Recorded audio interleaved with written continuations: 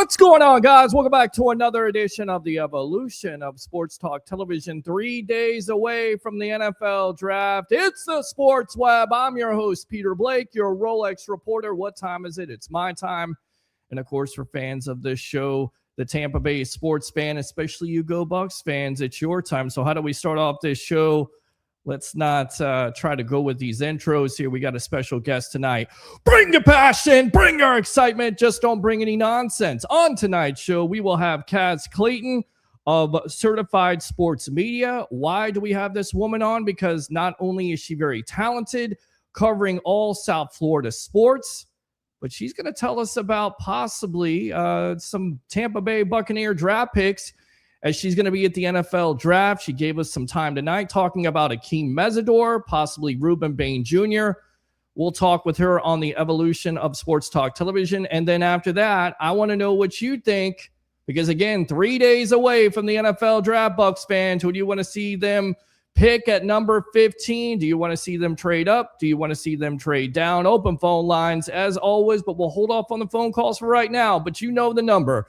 727-255-0391. It's 727-255-0391. So let's get out to her. Thank you very much for coming in. I'm excited about having her on because she does a great job. She was down at the Super Bowl, just doing great things. Welcome, Casz Clayton of Certified Sports Media. Welcome to the Evolution of Sports Talk Television. How are you doing tonight? I am amazing, Pete. Thank you so much for having me on. I know it's been a long time coming, and I'm just so excited because I got some good stuff, especially for your Tampa Bay fan. So I'm excited to get into it, man. Thank you for having me on. Absolutely. You cover South Florida sports. I'm a fan. I watch your work. You do a professional job. We try to do that here on the Sports Web most of the time. A lot of Bucs fans right now down about Mike Evans and Levante David. Levante David, a Miami guy, of course, but I don't want to waste time. I know that you're very busy with your time. Let's talk about it. Let's get into it. Ruben Bain Jr., that situation. Tell me, how surprised are you by it? Did you know about this situation with him? And you've talked to him before. I mean, kind of give us some insight on Bain Jr. possibly sliding down to number 15 with the Tampa Bay Buccaneers. Once again, welcome to the Evolution. Let's get right into it then. Okay, so we're talking about situation. What are you speaking on, the off-field situation? Is yes, that what you're referring to? Off the field situation, yes. Got you. So yes, it was an unfortunate timing for that to come out literally right before the draft. Unfortunate situation, exactly what happened. But someone like Ruben Bain, I've known him since high school, a stand-up guy, characters off the charts. I know for sure that he's not the type of player or person to do something maliciously. He's not a troublemaker. I did know about the situation going in the year 2024, because this happened in 2024. I did not know the severity of the situation at the time. Now all the additional details are out, but if we speak on just him as a player and his character and the unfortunate situation, kind of pissed me off that it happened literally right before the draft that probably took his stock draft down. But the off-field situation was unfortunate.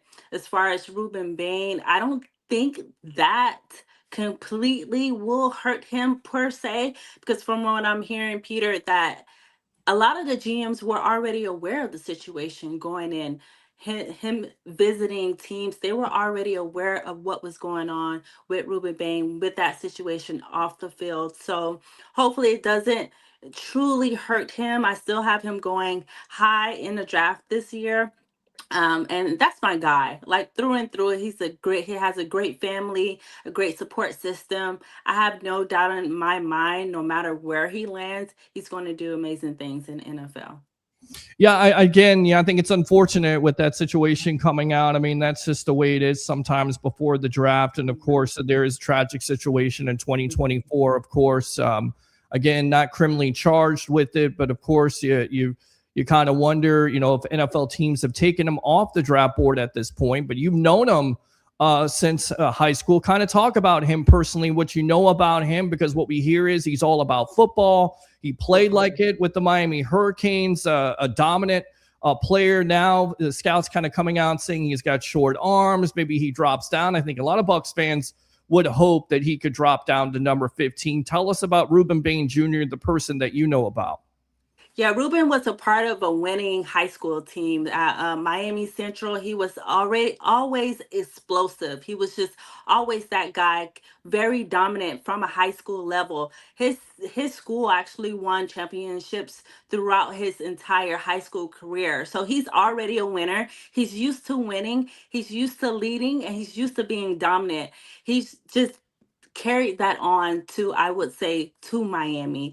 And it was only right that he stayed home and played at Miami. Ruben, it's just one of those guys. We all knew going in that he was going to be the type of player that he was at Miami. No one was surprised, especially us from South Florida. Ruben Bain is just one of those dominant guys. I know him personally, per se. I call him my nephew. He calls me auntie. Just all the way, every interaction that I've had with him has been such a pleasant moment.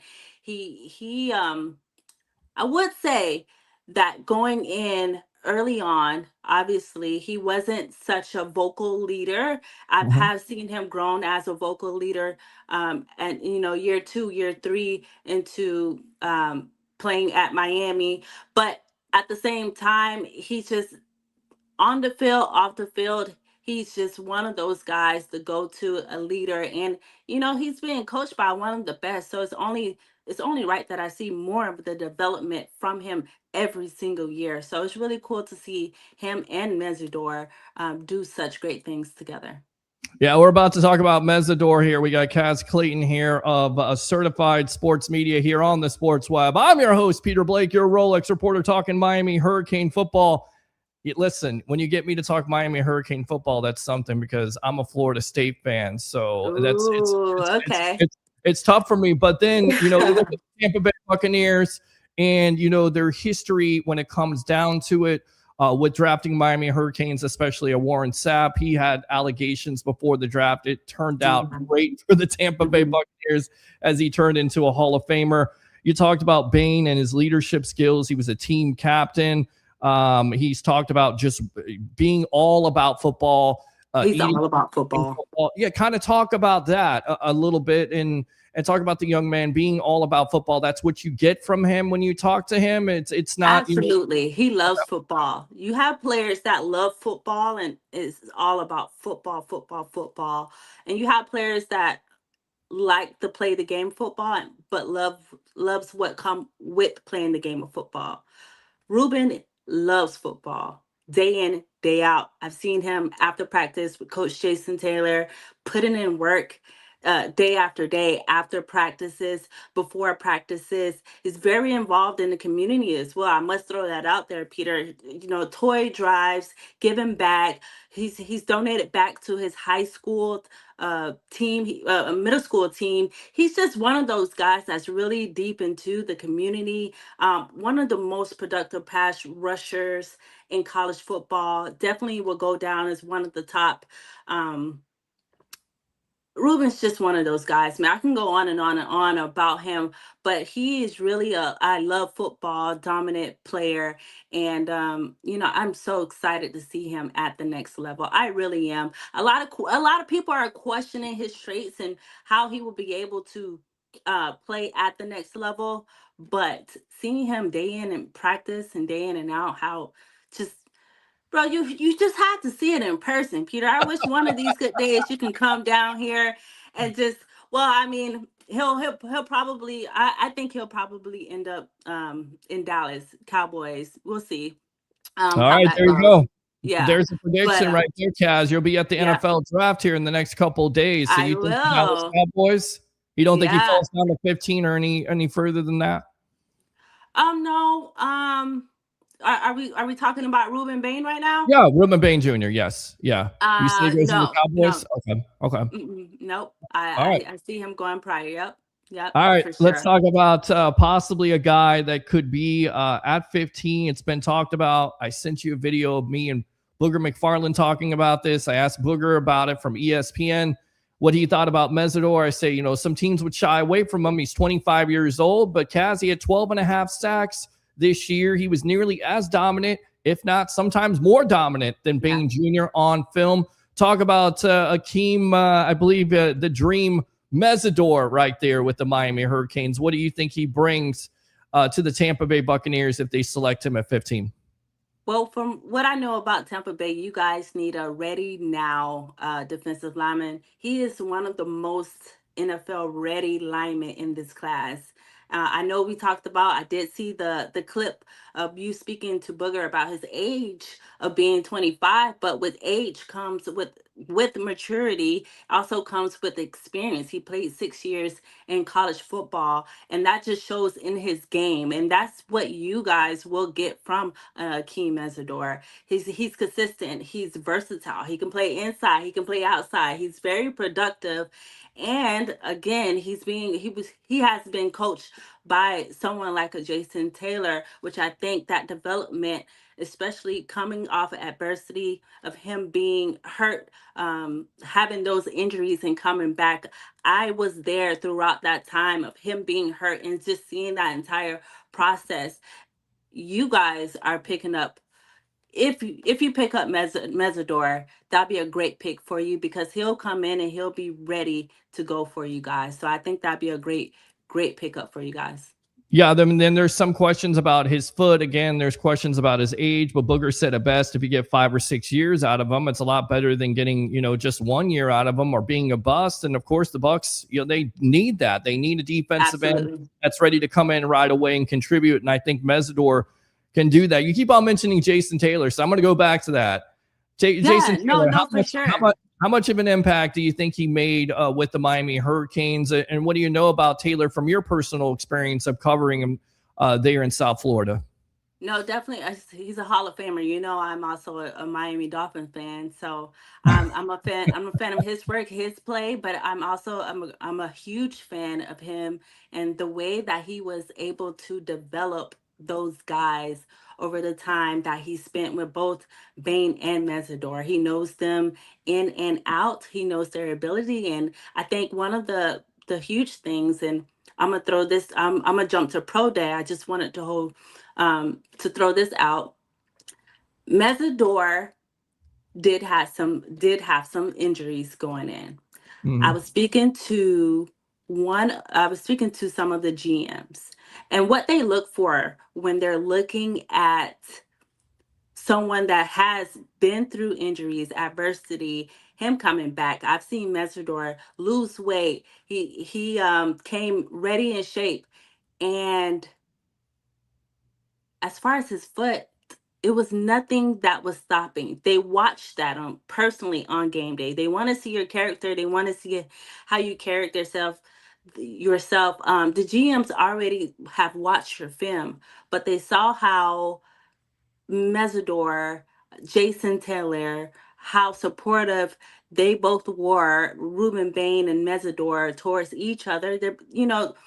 They saw that, and I think that's really huge to see, as not just from a GM perspective. That's huge to see from a team. Like, I will want a guy that's able to compete, but a really good guy. And also, Akheem, he loves football too. He's one of those guys that really loves football. He's very consistent, very coachable, very experienced. He loves the game, and he studies the game like crazy. And I noticed that about him. I see him all the time carrying himself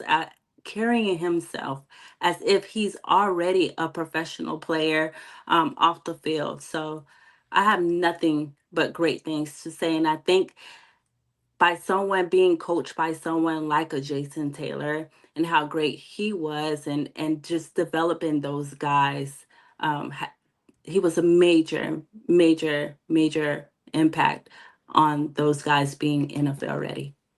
I'll tell you right now, I'd like to see the Bucs hire him because they haven't been able to develop a defensive lineman. And I know what's going on with that, Peter. Well, listen, It's the reason why we're looking at this Casz right now, because they draft Chris Braswell a couple years ago out of Alabama. Hasn't necessarily worked out at all. Hasn't worked out at all. And then JTS, Joe Tryon-Shoyinka, and they go with Hassan Reddick in free agency. So desperately right now, the Bucs are looking for young talent to come in, get after the quarterback. They pick up El Quadin Muhammad from Detroit, who had 11.5 sacks. You have Yaya Diaby, but like Booger said, he's more of a 2 instead of a 1. So I'm thinking, Mesidor ready to come in. Mesidor can play everything. He's a 3 tech, can play nose. He's very versatile. So that's the beautiful thing about him. He'll be able to come in, plug and play. And that's exactly what you guys need, a plug and play person ready to go. So I mean, it's no doubt in my mind that Akheem Mesidor will be huge for the Tampa Bay Bucs. Yeah, and I hope he's there at 15. I really do. We're on with Casz Clayton again of Certified Sports Media. Let's talk about your quarterback there, Carson Beck. How much did he mean to the Miami Hurricanes? And there's not a lot of talk about him going in this draft. But what do you think about Mr. Beck there in his time with the Miami Hurricanes? Yeah, Carson came in and he was, I mean, you came in after someone like a Cameron Ward that came in and took the guys on they had a great season offensively, went to a bowl game. But Carson Beck coming in from Georgia, really high expectations. The unfortunate part about him coming in and the questionable part is he didn't come in. We weren't not able to see him throw really into game 1 against Notre Dame. So it was a lot of question mark of what Carson can do post his surgery. I mean, post surgery that he had coming from Georgia. I was a little skeptical. I'm not gonna lie, Peter, but Carson is one of those game manager quarterbacks. He's not a huge like a playmaker ability. He gives what is needed as far as quarterback ability. And it worked for Mario Cristobal and the Miami Hurricanes offense. Coach Shannon Dawson just plugged Carson Beck into his scheme, and it worked for them. Obviously, they played in the national championship, but I feel like he's not getting a lot of talks about because he doesn't have that wow factor. And I hate to compare like quarterbacks, but I was able to see the culture, how the way a Cam Ward came in, a 1-year quarterback, and how a Carson Beck came in 1-year quarterback. And it was a little different. Obviously, it was a little different. They're two different quarterbacks, but at the same time, how you lead a team, and I think him not being able to throw so late after transferring to Miami kind of hurt. You want to get, build that chemistry up with your receivers. You want to get some stuff going, but also too, seeing Carson Beck coming in, I don't feel like he was really that comfortable until later on in the season. And the chemistry continued to build up from there. And now he's pretty good, but I just felt like it was a little too late at that time. But once again, I just feel like he doesn't bring that wow factor, and I think that's why a lot of teams are not speaking about Carson Beck at this time. I think there's a lot of teams, he does have some game management skills also, but he turns over the ball. He is kind of a wild card at this point. He did play at Georgia. He was impressive at Miami to a certain degree. He was one of the reasons why they were in that national championship game. We're talking about that because we got a couple more questions and then we'll get you out of here. Again, we appreciate the time. Definitely don't be a stranger here on the Sports Talk Television. No, for sure. Got my co-host in the background there. Stand by, Harry. We'll get out to you in just a moment, I promise. Tell me about covering the Miami Hurricanes in 2025, because it's always about you, and as the U return, and they finally return, and they get to the national championship game, and it was competitive versus Indiana, but Indiana was too much. But just the covering that team in 2025, kind of give us the sights and sounds of that situation. It was beautiful. I'm not new to Miami, but just seeing them go that far was such a beautiful sight to see. You always hear, like you said, the term, the U is back, the U is back. And again, I had my questions early on because it was a big question mark going into the season. But you have a secondary this year versus last 2024 season. It was strictly offensively, no defense. Then you have a well balanced team. You have a Carson Beck coming in. You have a secondary as well. Coach Mariball and his O line is going to do their jobs as well, always solid. And you have such a well balanced team, and then you see the W's coming in. Unfortunately, it was some unfortunate losses, but it was just such an amazing thing to see, especially playoff time. Did you Mm. watch some of those games? Of course I did. It I was watched what they were tremendous Ohio defensively. State, Yes. Texas A&M was it Yeah. was such a I was at all of those games. It was just such a rush to see because it's you win or go home. Yeah. Carson Beck scoring that running touchdown at Ole Miss.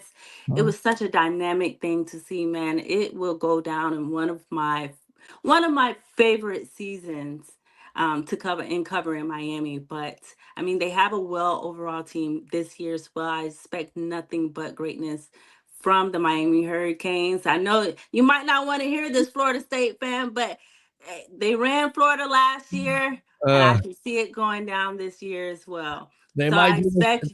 yeah, Yeah. Darion Mesa, quarterback. We got, Cooper Barquette came with him as well. We have, again, explosive, dynamic, true freshman, true sophomore, and now Malachi Tony running the offense. And we got some really great transfers coming in. We have some really elite young players as well. So I am so excited for the season in 2026.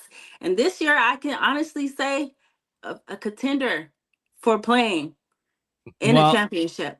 I So, definitely think they could always be that. They have the talent there. They're finally getting back to it. You talk about Malachi Tony. oh When I see man, him, he's electric. Yeah, I think of Santana Moss. I think the another Miami Hurricane. I think the likes of Tyreek Hill. Really special story. Tell us about Mr. Tony and what his future is and what his future holds, because he was impressive for that offense. Really made them go, and he's a space player. When you get him out in space, he's really electric, right? absolutely. He's one of the most naturally talented players in South Florida Mm-hmm. in general. I've seen him play both quarterback and receiver in high school. He's a dynamic player. He's just one of those guys that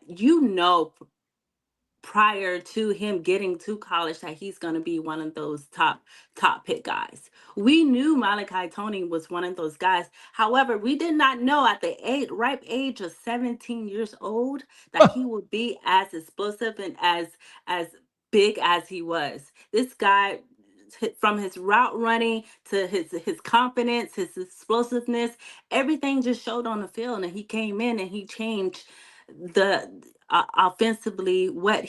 If I'm being honest, he carried Miami on his back offensively last year, and it's just so amazing to see at the young age of 17 he reclassed out of high school and came in and did amazing things, man. And that just shows like the talent that we have in South Florida. This kid stayed home, played for his team, and it's paying off for him. I'm really glad that Coach Cristobal really set out for him. They were really hung out on Malachi Tony, and he really, man, even this year, man, this year, if you think last year was good for Malachi, wait for this year, man. Wait for I, this year. Such I, such an explosive player. I'm looking forward to it. I don't want to get your hopes up, but Bain Jr. today visited with the Miami Dolphins. What would that be like to have Bain Oh, Jr. with the Miami Dolphins, huh? are you serious, man? Serious. I'm serious. Listen, I know.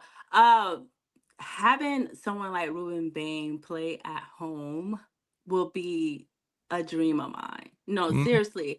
Like, and it could possibly happen. It could possibly happen. But having Bain play for my team, are you serious? I get to see Bain on Sundays right here in Miami. Yes. Yes, Yes. They yes, compare yes. they compare him to Dwight Freeney. They say his Yes, arms are absolutely. too Mhm. are not long enough. And I just say, watch the film again. Yeah. Once again, yes. They talk about obviously his measurables, his short arms, and him being able to separate. Bain is a power type edge rusher, right?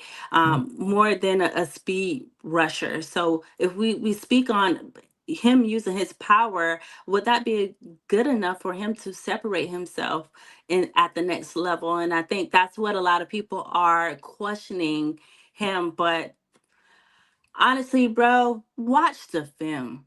Watch the Okay. film. I have no doubt in my mind that he will be able to perform and produce at the next level. I do while I do understand the measurables, I just think that's something that they're using against. And I think whoever picks up my Ruben Bain will have a great player for a long amount of time, and he'll be able to produce for he'll be able to produce whatever team he's at, Peter. He'll be able to produce for sure. Well said. I love it, Casz. Thanks a lot for coming on The Evolution. Go ahead and promote yourself here. Going to the NFL draft, man. Enjoy that. Yes. Go ahead and promote yourself here on the Sports Web. Yes, this will be last year. We were at Lambeau Field. This year we're in Pittsburgh. I will be in Pittsburgh. I'm excited, man. First time in Pittsburgh, but I will be following my guys from Miami. CC also will be with Ruben Bain. It will be an exciting draft. I am the queen of South Florida football, so I've been following my players that come out of South Florida for many years. I go by C2. That's what everyone calls me. You can follow me at C2 Certifier, Certified Sports Media. I am the owner. I'm on X, YouTube. Check me out. All of my interviews, all of my interactions. There's some really great stuff in there. So yeah, Peter, thank you so much for having me on. It's been so much fun. I love these guys that I'm speaking on. So it was perfect timing for me to come on and speak to you. Listen, we need a Miami Hurricane insider. Anytime you want to come on the Sports Web and give us the insight of the Miami Hurricanes and the Miami Dolphins, you got it, okay? Just let me know, brother. I'm here. I got you. Thanks a lot, C2. Appreciate you here on the Evolution of Sports Talk Television, all right? All righty. Have a good one now. Yep, you too. Enjoy the draft. Yes. Love that. She killed it.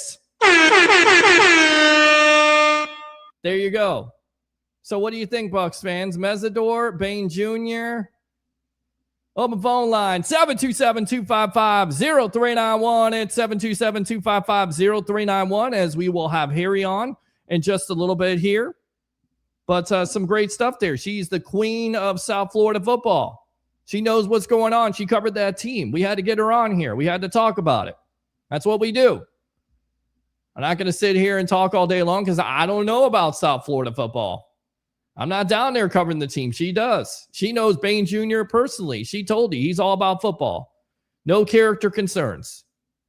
So we'll see how this transpires, how this all transpires on Thursday night. Let's go out to the phone lines here. Let's go out to Doug. Doug, welcome to the Evolution of Sports Talk Television, 3 days away from the NFL draft. Yes, sir. Go ahead, my friend. Yes, sir. So after looking at what the naysayers have to say about this kid Sadiq, I'm going to double down and say that this type of tight end, and I hear out what some have said, you could get a tight end later, but my thinking is not of this caliber. This guy has close to a 40-inch vertical. So besides just being 6'3", if you throw that ball down the sideline, the same one that often went to Mike Evans, and this kid from Oregon goes up and gets that thing, and you can line him up at tight end. He can block. He got the versatility. I just see, Kyle Pitts, but yet, and just like they do with Kyle, line him up out there and send him against their best corner. I think they need to take this kid in case if he's still available. Listen, there's certainly a possibility here, Doug, that they would if he's on the board. There's a lot of mock drafts out there saying Kenyon Sadiq, if he's the best player on the board, even though he's at tight end, that Jason Light would pull the trigger. I think it's a mistake. I understand there's potential there, but you could get somebody in the second, third, fourth round. You talk about Oscar Delp from the Georgia Bulldogs. They've been talking to other guys there. Max Clare played at Purdue, transferred to Ohio State, didn't necessarily have the numbers. You can talk about a player like that in the later rounds. Right now, this team needs defense. They weren't able to get off the field. They weren't able to get after the quarterback. They need to focus on that, whether it's an edge rusher. Hopefully it is. Hopefully it's Mesidor. I don't care about his age. I don't care about the injury stuff. He's ready to go right now. The tape doesn't lie. He's mature. He's a defensive leader. We just talked to that woman about him who covered him. He's ready to go, and he can play all positions. So I go with edge rusher. You could possibly go with the corner at this point. Somebody talked about, Jamon McCoy. That's a chance. That's a big time. Yeah, that's a big time risk because he's coming off an ACL. Although he did run a 4.38. At his pro day. You could also go inside linebacker, but I don't think they're going to go with C.J. Allen. I think they go with an edge rusher. I think it's Mesidor. Who knows, Bain Jr.? I'm not sure if he slides down. Tell you what, I'm going to go out to my co-host here when he's ready. I thought he was ready right there, but we'll go out to him in a moment. But yeah, I understand the whole likelihood of going with the tight end. I just think they've been there. They've done that before with O.J. Howard. I know that they're running 2 tight ends, but you can go with, a tight end in the later rounds. Just my opinion. What else do you have on your mind tonight? Yep. No, it could be. Let's turn to the defensive side, like you said, with McCoy. I saw the ACL. It might be worth the risk. Let me ask you, is he one of those long, rangy, 6'3", long reach type of corners? Because I think that you guys haven't maybe tried that in a while. And a guy like Patrick Surtain might come to mind. Do you think he's that type of corner? Would he be worth the risk, do you think? No, I mean, for a McCoy, for me, I mean, what you hear is that there's reports out there that he could have a degenerative knee, which means that he would have an injury red flag, could fall all the way out of the first round. I know the Bucs are comfortable. You look at the last couple years here, what they've done, even drafting a Jamel Dean. He had some knee problems that worked out, but then again, it didn't because they didn't extend him. They didn't bring him back because he wasn't able to stay on the field. You got Benjamin Morrison, could have been a top 15 pick from Notre Dame if not for the hip injury. They were comfortable with the medical. So I guess it comes down to, how comfortable the Bucs and Jason Light would be with drafting a McCoy. Maybe a Delane from LSU. That would be somebody that you could look at, or you could look at a corner in the later rounds. Or again, the possibility is if there is a quarterback on the board like a Ty Simpson, that maybe the Pittsburgh Steelers get tempted to trade up in front of the New York Jets because the talk is that the Jets want a Simpson. You could trade back, still get the player you want, and pick up additional picks there to fill additional needs. Hope that answers your question. Anything else here on the Sports Web, my friend? Yeah, just one more, and I'll turn it over to the next prognosticator. But I just want to comment, being a Commanders guy in that NFC East, the Giants are not playing with this draft. With the move they made with Lawrence is it Lawrence, the big defensive tackle to Cincinnati? Yes, Dexter Lawrence. Yes. So now the Giants have 5 and 10, which will be interesting. I got to go out to my guy there, the 2 giant goofball Andrew, to see what he thinks the Giants are going to do now. But that actually may help out the Bucs because the talk is that the Giants are going to draft somebody defensively at 5. And then maybe they go offensively with the Jordan Tyson from Arizona State because there's been talk of him, having visits. They need another wide receiver. There's, again, you got to get your quarterback, right? So you got Jackson Dart there. You got to get him some weapons. They're going to look to do that, even though they have Malik Neighbors who's coming off an injury. You get another wide receiver to add to that wide receiving room. That would definitely make sense. At the end of the day, we'll see if that definitely helps out the Bucs. We'll see if they, consider trading up, but more than likely, they don't do a lot of that. The last time they did that was 2020 with Tristan Wirfs. It worked out in Aces. You only trade up 1 pick. Usually this team either stands pat or trades down. And once again, it just depends on who's on the board at that point. If somebody starts falling, then that's when teams start to get desperate and start calling.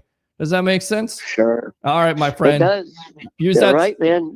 Yep. Have a fantastic rest of the show. Thank you, sir. Use that second call. Appreciate you as always. Don't be a stranger. All right, Doug? All right. All right, good. We'll do. All right, good stuff. Yes, let's go out to the phone. Again, phone lines are open. 727-255-0391 at 727-255-0391. Let me go out to my co-host, professional handicapper extraordinaire, Mr. Harry the Greek. Welcome to the evolution of Sports Talk Television. Once again, Casz, thank you very much for watching. Thanks a lot for coming on there. And you got to love the fact of she basically said it right out there when I asked her the question about his character. She knows him personally. He's all about football. She has no doubts about Bain Jr. Again, 3 days away. We don't know what the NFL teams are thinking at this point. You okay? Yeah, just very bad neck pains, and it just caught it right there. Oh my gosh. You I wanted to scream. Oh my gosh. All right. Well, if you're not okay, man. No, I'm okay. I'll be fine for a little bit. All right. What's happening, brother? 3 days away from the NFL draft, man, until we hear this chime. She's going, and we're going to be here. I'm not going to downtown St. Pete. I'm sitting right here with my great internet, my Frontier internet, and I'm going to be here all night long until the Bucs pick. And then after that, I'll probably be, getting a reaction from Bucs fans and talking to them, and we'll see what we're going to do on Friday. Friday, we'll probably go live too. So it's going to be a busy week. We're at the barbershop on Saturday. Don't know if you caught that show. By the way, I didn't promote this really quick. I'll get out to you in just a moment, but listen, you don't have to go far. It's up the block barbershop, 4946 Moog Road in Holiday, Florida. Whether you want a haircut, beard trim, fade, they got you covered. All the great barbers there, including Ricky, my favorite. Go see him and tell him the Rolex reporter, Peter Blake, sent you. So there you go. That was fun time. Sounds good. I'd love to see Ruben Bain in a Tampa Bay Buccaneer uniform, but unfortunately, he ain't making it past Dallas. As a matter of fact, anybody that's behind Dallas is going to have to move up to get him, okay? I still think he's going to be a top 10 pick. And I'm not even sure that Akheem Mesidor is going to be available at that pick for the Buccaneers. And you want to know something? Yeah. I'm not all that keen on that guy anyway. Just merely because of his age. I don't care what he said. If you can get 5-6 years out of him, you're just more prone to injury. You're not as fast. It's just I'm really big with youth, Pete. But he's not going to be a bad addition if he falls into the Bucs lap. But I see the Bucs possibly moving up in this draft and going to get Styles. If they go against Sonny Styles, I like that pick. I just wonder how much you have to give up at that point, and I wonder, where he's going to go. I would say top 5, top 7. I'm not sure. Everybody that I've talked to has him going just out of the top 10, and he falls right into the Dallas Cowboys lap. Wow. But I personally think he's going to get picked in the top 8, top 9. Someone's going to move out of the teens and from the 20s and jump right down and go grab him. What about the Giants at 5? Do you think that's too soon? I don't think it is. I think the Giants could take him at 5. No, I think the Giants are going to go for a running back. I think the kid from Notre Dame's going there. Wow, Jeremiah Love. Yeah, I really do. If he makes it there, I'll be honest with you. I just do. He's something special. He's a lot better than last year's running back who plays for the Raiders. What's his name? It's I'm trying to think. But you know what I'm talking about. Yes, he's not all that in a bag of chips. He really isn't. Yeah. You like this kid Love, so you think he could go top 3? Wow. I do.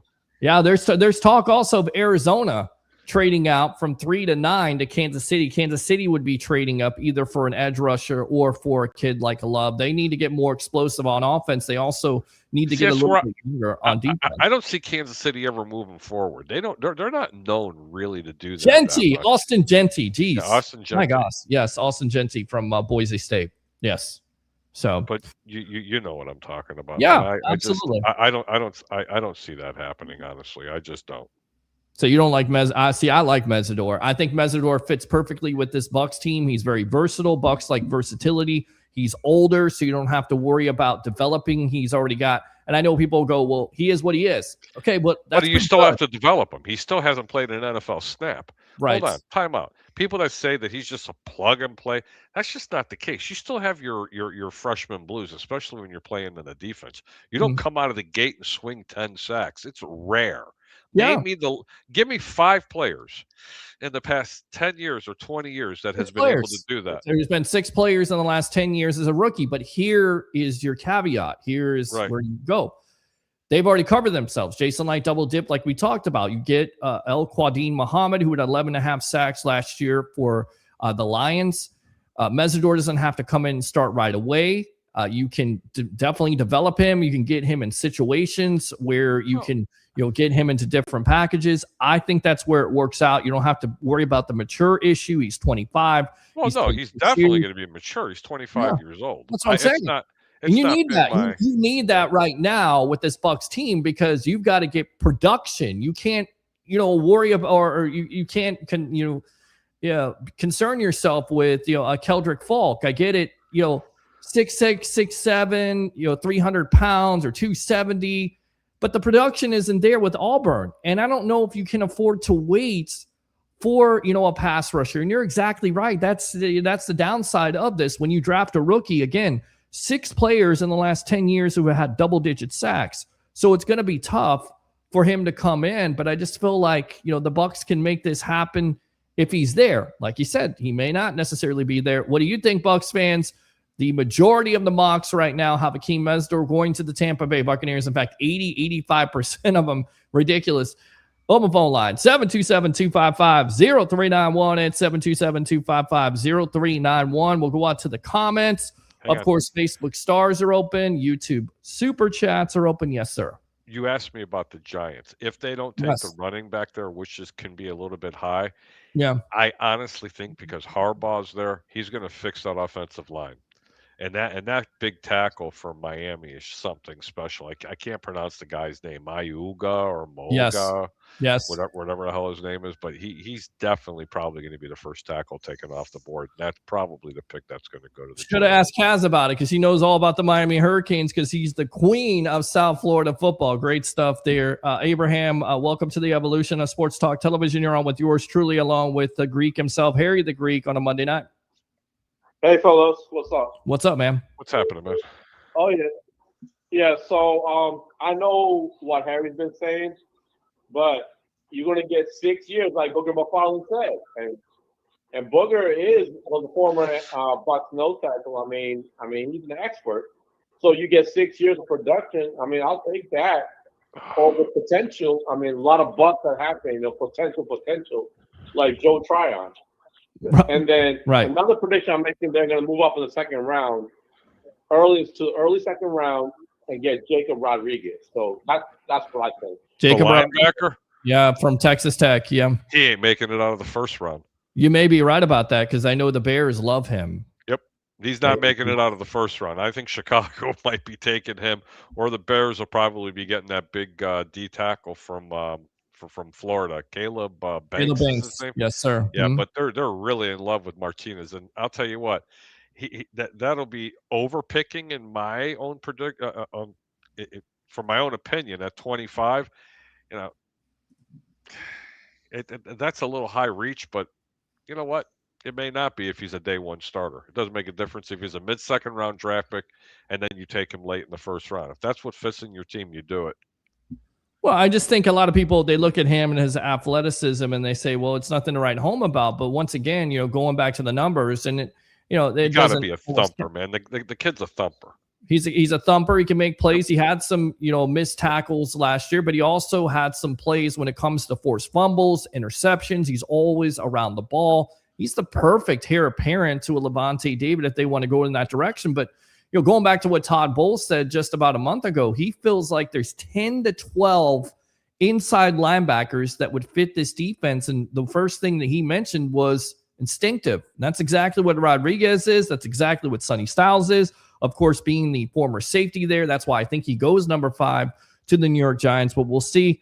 And Harry's right. Right now, the best solution for the Buccaneers, if they want a Rodriguez, is to take that call for a quarterback that's on the board like Ty Simpson or somebody that's falling, take the pick, go down, get another selection at that point, take who you want as an edge rusher or take Rodriguez, and then take somebody else and fill those needs. Because right now the needs are not tight end. I don't care what anybody says. You don't draft a tight end in the first round. I love Kenyon Sadiq.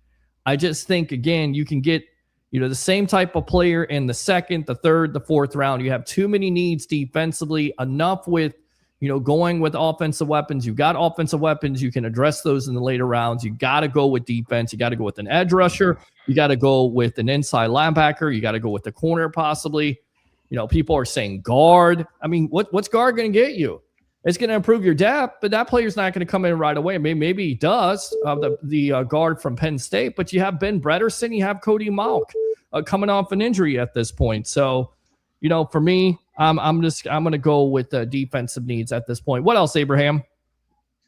Not much else. I mean, I'm looking forward to Thursday night, and you and Louie are hooking up. I heard. Yes, the return of Louie from the Frozen Pirate podcast. He wants to jump on the draft. Hopefully, Harry's here. Hopefully, all the web heads are here. He wants to jump on and collaborate again. So we're going to bring him back into the evolution of sports talk television, and it'll be a good time. And hopefully, you have a good time, and hopefully, that night, no matter who the Bucs pick, everybody is not disappointed, because it seems like every year the Bucs fans are disappointed in what they pick, because we don't know. We assume that we know what they're going to pick, and when they pick the player we don't think they're going to pick, we're disappointed. And I just say, give it a chance.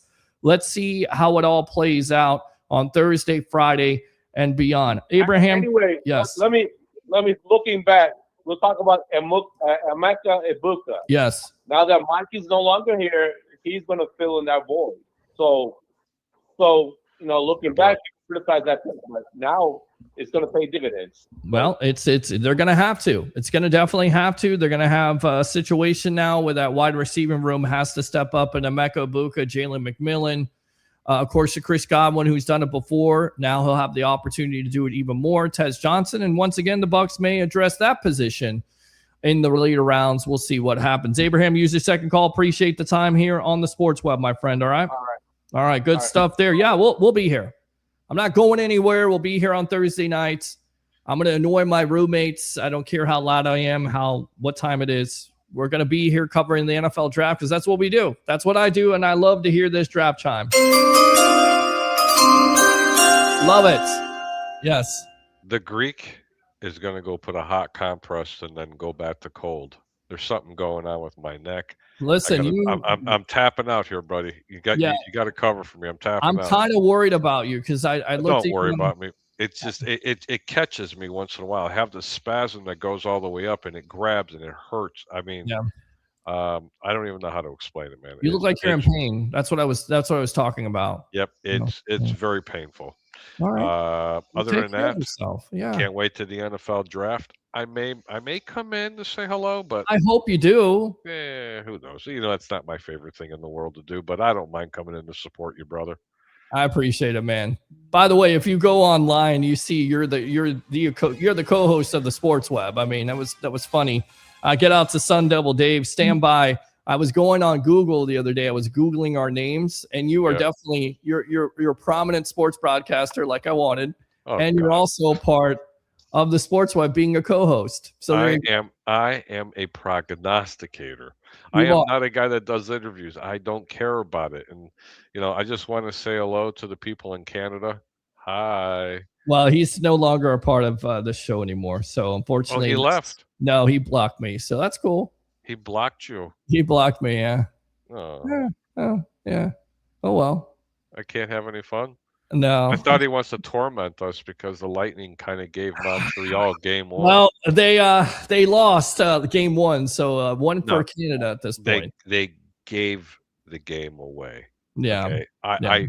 I know what the good Lord let me watch with my own two eyes. Okay.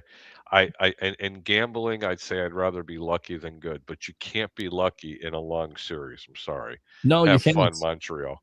Well, anyway, Pete, I will catch you later. I hope you have a good one. Okay. Yes, sir. Get better, my friend. All right. Man. Take care. Absolutely. There's Harry the Greek right there. Appreciate his time. Let's go out to Sun Devil Dave. All right, Sun Devil. Welcome to the Evolution here on the Monday night, my friend. What's up?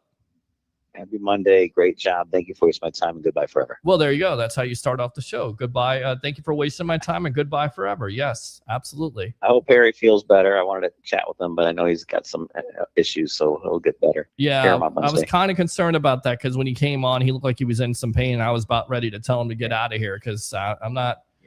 Nobody should be coming on if you're in pain. If you're in pain, take care of your body. That's a priority at the end of the day. Your health is the biggest priority, not the show. We can do the show any night of the week, anytime I want to, anything. Take care of your body. Health is important. All right, Sun Devil, what's on your mind, boss? I had a question for you about the draft. We were talking about, trying to maximize your opportunities. And I know that Light's a great GM, and we're trying to maximize picks. We're trying to get possibly more picks to get as many defensive players we can, right? Sure. That's pretty much what I see in the horizon now. Sure. I look at pick 16, it's the Jets. We know the Jets are a mess, right? They're desperate. They're struggling. Now, do you think what Light should have done back in, let's say, February, March, is he should have flown in Jordan Tyson from Arizona State to hey, let's check this guy out. He's a really good guy, because the Jets want him. That way, they could plant that seed to be like, okay, hey, we're on the clock at 15. We like Tyson. We're going to take Tyson. What are you going to give us? And then they could have got something from the Jets. What do you think about that scenario? Well, it's certainly possible. I think the Bucs had their visits that haven't been reported yet. They do their due diligence. I wish they would have done that. We're talking about it, but it's out there. I mean, everybody kind of knows what the Bucs are looking at this point. But then again, you're exactly right. They do have a need at wide receiver. I think it's a big poker game at this point. The Jets are the Jets. I just thought maybe they could have done some, chess games where they could have brought in some receivers. I definitely think there's hey, I definitely think there's guys something out. We're looking for the best player available. Yeah. We're going to take Jordan Tyson and then try to bait the Jets into giving, maybe a couple picks. They move up one, maybe the Bucs get their second round pick of this year. Or I think they go the safe route. Pittsburgh wants receiver 2. They just swap with Pittsburgh and then go down. And I think at 22, when I'm looking at the ESPN mock draft, is the kid from Miami is available, because the Chargers want Akheem, right? Well, Chargers are looking at him too. I didn't hear pick, so we should be able to get him at 21, right? We'll see. Again, I don't know if he's going to be on the board at 15. He may not be on the board at 15, but I hope he is. All the mock drafts have him on the board at 15, but you just never know. At 15? Yeah. Okay. Yeah. Well, ESPN's showing him available, the Chargers at 22. So yeah, I thought maybe they could just bundle up. I say, give Pittsburgh 15th pick, and then they're going to get their 21st, and then another pick. They're probably going to get a second round pick. Yeah, I mean that would certainly be something that the Bucs could explore. There's also a possibility where Pittsburgh has one of their. It's been talked about. It's not Nick Herberg. It's the other guy. I believe it's Alonzo Highsmith, who had 9.5 sacks last year. Who's a veteran. He's 28 years old. The Steelers are not going to give him a contract extension, so he could be out there. So let's say the Bucs do swing and miss on one of those edge rushers. Would you be okay with trading for a veteran, a young guy, 28 years old, but you don't have to worry about developing him. You just have to worry about giving him an extension. Would you be okay with trading for him if you miss on an edge rusher? I think all those conversations right now are being had by Jason Light and crew, and they're looking at every scenario to improve this team, because they got to improve this team. That's why I said, you draft Mesidor. The reason why you draft Mesidor is because he can come in right away. You need somebody to come in right away and produce, because you're under pressure. Your coaches could be under pressure. Your general manager could be under pressure, and you can't afford to miss in this draft. And we'll get out to Jason Light talking about how important it is and what he thinks about this 2026 Tampa Bay Buccaneer team. What else, Sun Devil? Yes. I mean, I was just trying to figure out, I think the Bucs go the safe route. They trade that pick to Pittsburgh. Hopefully they get Mesidor. We talked about the kid, Boston's son, his name's Boston? Yes. Denzel Boston. Yes, Denzel Boston. We get him in a second, maybe late second round as well, and then just load up on linebackers, edge rush, pick linebacker, edge rushers, safeties, and just take about 3 or 4 or 5 defensive players in the first 7 picks. So I believe he's going to go the safe route. One last thing, I know it's not Wednesday, but night 2 WrestleMania was great. I think Roman Reigns will go down as one of the best wrestlers in the last 15 years. Brock Lesnar allegedly retired last night as well. So it'll be interesting to see what happens. But I'll be listening on. You're going to be on Wednesday and Thursday. Wednesday and Thursday. We'll be on Wednesday, Thursday, and also Friday. And Friday. Yeah. There we go. We got 3 nights. 3 nights. You may have, and it's all right. Yes, and I'm trying to think here. It's not Alonzo. What did I say, Alonzo? It's Alex Highsmith, 28 years old. Could be on the trading block. I don't know why I said Alonzo, but it's Alex Highsmith. So he could be on the board. Wednesday will be live. Thursday will be live. Friday will be live, and it's still up in the air if I'll be live on Saturday. Most likely you guys will get me in here on Saturday too. So we'll be live all those days, and who knows, maybe I'll take a break on Monday just to kind of rest the voice. But we'll be live here on the Evolution. We got your draft coverage here. I'll chime back in on Wednesday. Maybe we'll do a little bit of we'll do a little WrestleMania recap on Wednesday night. Well, WrestleMania recap for me, night 1 absolutely sucked.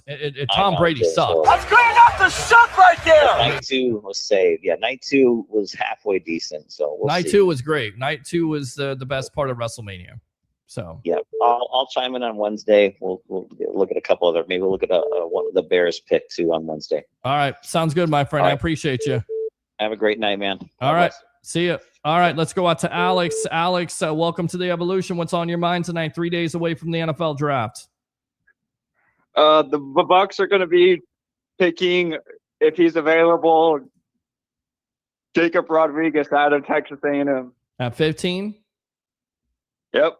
Wow. Okay. I don't know about that. But that's an LB from Texas A&M. He's going to be Levante David's replacement. Texas Tech, not Texas A&M. Texas Tech, sorry. It's okay. It's all right. I've been looking at it. Why you been drinking tonight? Yeah, so that's who the Bucs should be picking. I swear to God, Peter, if they pick a tight end, I'm going to flip shit. Because that's literally the talk going out that a lot of people are out there saying that the Bucs are going to go tight end. Peter, I swear to God, if they pick a tight end, I'm flying home to Florida, and we're all gonna storm one Buck place and figure out what the hell is going on in there. I think they kick you out, man, especially if you're drunk. I doubt you would make it down here if you're drunk. Have you been watching the race? That's why you're getting drunk. By the way, last check of the score. By the way, you're the best, bro. I just want to say, everyone on the sports web tonight, I just want to say, God bless the community. God bless all of us. By the way, the Rays lost tonight. I'm very sad about that. And I have like 10 people I brought to the Trop tonight. I'm very disappointed. But hey, listen, we're a couple days away from the draft. Yes. I hope to see you do your draft live this year. Yes. Yes. And I'm going to be calling in. Actually, I might even be flying home this week again. So, shoot, I might come crash your draft party. But my draft party's at my house. I got no draft party. Hey, we're gonna crash your house and crash your roommates. Yeah, I'm sure my roommates will appreciate that. Yes, on the real. Listen, go defense in the draft. I think they're gonna listen. I swear, gotta fill the gaps in the holes. Jacob Rodriguez, Alonzo, a good Levante David replacement. Yep. But you need but as the Harry the Creek, which by the way, I don't know where he went. He was just on live. Where did he go? Well, he's not feeling good. So again, it's all about health for him, and priority is his health. So just God bless you, Harry the Greek. I love you, bro. I missed you, man. I just missed you because I saw him live, and then he just left. But anyway, I hope he feels better. Yeah, I know we've been going through some stuff health wise, but anyway, yeah, man. Hey. Just real quick, the Bolts fall yesterday in a tough one. Stupid penalties. And even John Cooper talked about it. Stupid penalties. You can't stay out of the penalty box. It comes back to haunt you, special teams. And I think when, Marty St. Louis calls that timeout, he sees something. And sure enough, they pick up on it. They score a goal there. Lightning didn't deserve to win that game. They fought hard. They fought back. I mean, when it was 5-on-5, they limited the shots from Montreal, but they couldn't stay out of the box. And once again, the power play killed them. Power play absolutely killed them. So they got to clean this up. They scored 3 of their goals on the power play. Every one of their goals was on the power play. There's something like 1-11 in the last 10 games. It's At yeah, home. like dude, like everyone's saying, like the Bolts fans deserve better, and they haven't won a home playoff game once in their last 11 chances. That's just unacceptable. But hey, listen, if they can clean up the penalties, I still have the Bolts. I kid you not, I still have the Bolts winning in 6 because other than the penalties, the Bolts really look good for the most part. Maybe back on the D line on the fourth line could have been a bit better, but overall, I thought Vasi looked pretty good. I thought he was playing a good game, and the goals that went past him is because no one was helping and blocking shots. The man's only one man. So listen, if they can get the penalties all cleaned up, I think they have a chance to still listen. They gotta win a home game. Gotta give the fans a home win tomorrow. Yeah. Go to Montreal. That's going to be a tough atmosphere, but I think they can still, they can still have a chance. But if you can beat the Habs, oh man, I don't know if you've been having an opportunity to watch some playoff hockey, but that Boston and Sabres game last night, woo! Yeah, man, I watched the Magic last night. I watched the Orlando Magic last night defeat the. Oh yeah, yes, Detroit and the Pistons. Magic, yes, everyone. Don't them. forget about the Magic. The Magic, dude, they lost against the oh my gosh, like 4 days ago. I lost my mind, but Pistons. I thought they were eliminated, and then they beat Charlotte something, and now they're playing the Pistons, and Yes. they beat the Pistons pretty good for. Yes, they did. Pretty They led good, the whole game. pretty- The whole game. And Yeah. anytime that the Pistons try to make a comeback or make a run, Orlando answered it. So, and this is what, I told a lot of Magic fans, and Alex, appreciate the call, man. Be safe, my friend. Hey, Yes. real quick. Yes. God bless you, bro. Keep up the good work. You're doing great stuff. Hey, Harry the Greek, I hope you feel better. God bless the community. And my prediction is the Bucs will pick Jacob Rodriguez in the first round. All right, buddy. God bless. All right. Appreciate you as always. Yeah, going back to the Magic game. Anytime, again, the Pistons try to make a run, the Magic answered. And this is what a lot of Magic fans expected. They're finally healthy. It's reminiscent of the Tampa Bay Buccaneers. The Magic had their fair share of injuries. The fans want to fire their coach, and superstars are, up in arms with the coaching and all this other nonsense. And they go out there and they prove that, again, it's it can be decided on the court. Open phone line, 727-255-0391. It's 727-255-0391. Again, YouTube super chats are open. Facebook stars are open. Give to the content. If you like the content, no TikTok tonight. Again, we got suspended until Tuesday, so we'll be back on Wednesday because I guess you can't talk against LeBron James on there, so we won't do that next time. Not even joking. Tim Haynes says, good evening, Peter Blake. Good evening to you. Oh, yeah. Let's go out to Christopher Cole. Evening, Pete, and everyone. Evening to you. Yes. Hopefully, Chris, you enjoyed WrestleMania. Again, night 1 sucked.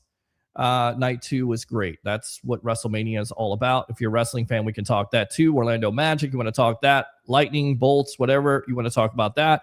And again, Bucs, we'll read some information here. Kalijah Cansey talked today. Graham Barton talked today. So we'll get to those comments. Jason Light talked last week. We didn't get to those comments. So lots of stuff to cover here in less than an hour. We'll get you covered 3 days away from the NFL draft. And of course, before I get to all these comments, this is my baby right now. Like, this is your test, Bucs fans. Go and like and subscribe to Bucs Latest here on YouTube, a part of the Fan Arch Network, every day on YouTube, 10 to 15 minutes or more. I've been known to go more. We're talking about your Tampa Bay Buccaneers, and it's daily news of the day. It's called Bucs Latest. Go like and subscribe to that if I can talk, which seems like it's kind of hard for me tonight for some reason. I have no idea. But yeah, like and subscribe to Bucs Latest there on YouTube. I'm just so excited about that situation. And you guys wanted more Bucs. You guys wanted more, Bucs content. There's your opportunity right there every day at 11 a.m. on YouTube. Let's go out to Christopher O'Reilly. Good evening, gentlemen. Good evening to you. Oh, yeah. Brian says, good evening, Peter. Good evening to you. Yes. Yes. What's going on, Brent? So what's up, bro? What's up with you? Oh, yeah. Chris Cole, 3 days into the draft, and it's going to be exciting. It is. We got you covered here all those nights. I promise you. Wednesday night, we'll be live. Thursday night, we'll be live. Friday night, we'll be live. Saturday, still up in the air.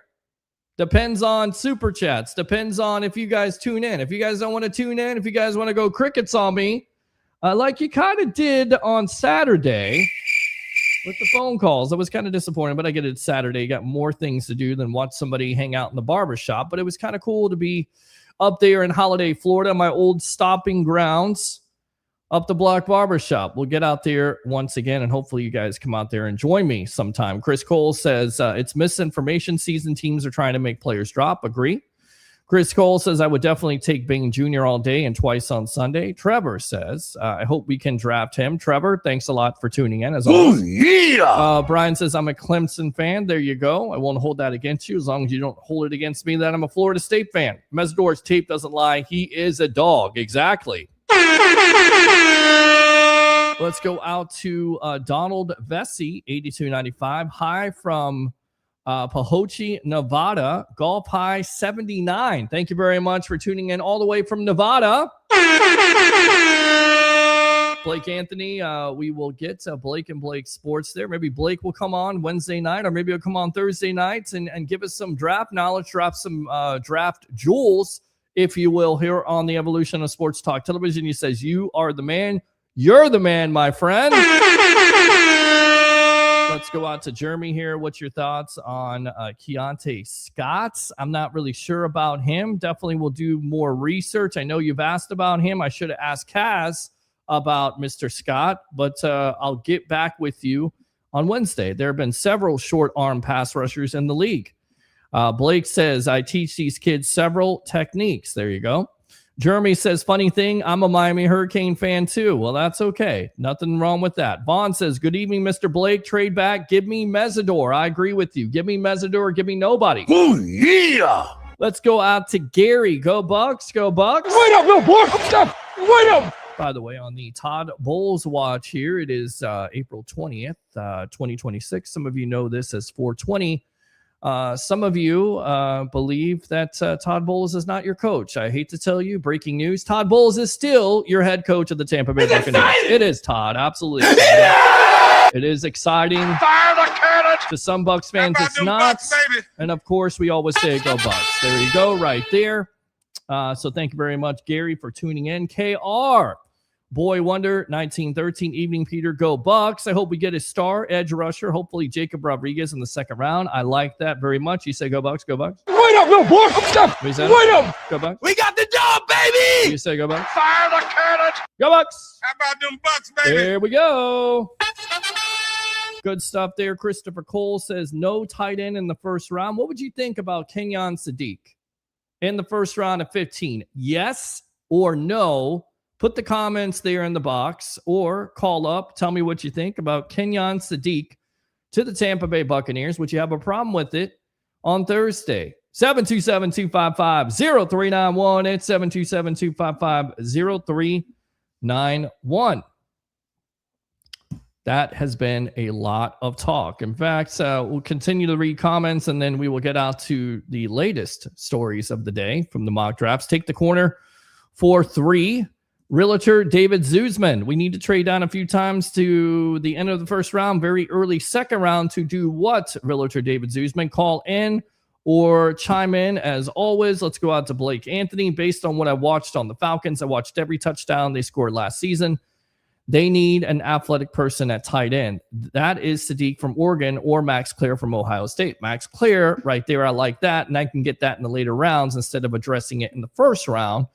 As much as I want Caleb Banks, I don't think they draft him. It's a real strong possibility they draft Gabe Jacas. It's a strong possibility they draft him. That could also be in the later rounds. Sandra Nagel says, watching the best sports talk show in the Tampa Bay area, the Sports Web. It's my mother. Thank you very much for making her feel special last week. I appreciate that. Thank you, Mom, for saying my singing was good when everybody knows the singing was absolutely awful. But happy birthday. We'll get together soon. Dinner on me. Whatever you like on me. And the check is in the mail, of course, as always, you being consistent and telling me how great the show is when, shows aren't always great. But you are always great. You're always consistent. I love you for that. Let's go out to the phone lines. What's your name? Where you calling from? You're on the Evolution. Shadow. Shadow, what's going on, boss? 3 days away from the NFL draft. What's your thoughts? I don't think we should take Kenyon Drake. Kenyon Drake or Kenyon Scott? No. Kenyon Sadiq.